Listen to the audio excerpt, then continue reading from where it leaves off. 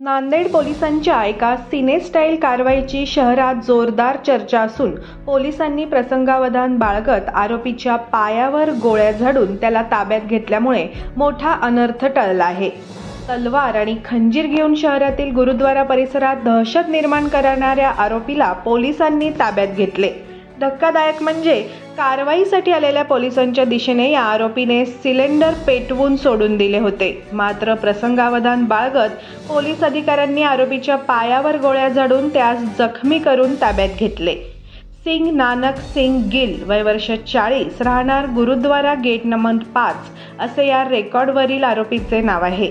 पोलिसांकडून मिळालेल्या माहितीनुसार गुरुद्वारा परिसरात एक व्यक्ती हातात तलवार घेऊन फिरत असून दहशत निर्माण करण्याचा प्रयत्न करत असल्याची माहिती त्यांना मिळाली होती। त्यामुळे पोलिसांनी तात्काळ घटनास्थळी धाव घेतली। यावेळी आरोपी शेरू सिंग यांनी पोलिसांवरच हल्ला करण्याची धमकी दिली। घरगुती वापराचे सिलेंडर बाहेर काढून त्याने गॅस सोडला व त्यास आग लावण्याचा प्रयत्न केला। एवढंच नाही तर त्याने खिडक्या आणि दरवाजांच्या पडद्यालाही आग लावली। अशा परिस्थितीत सिलेंडर जवळ असल्याने स्फोट होण्याची शक्यता होती। त्यामुळे पोलिसांनी प्रसंगावधान बाळगत गॅस स्फोट होऊन जीवितहानी होऊ नये म्हणून आरोपीच्या पायावर गोळ्या झाडल्या। जखमी झाल्यानंतर त्यास ताब्यात घेत तात्काळ आग विझवली आणि मोठा अनर्थ टळला।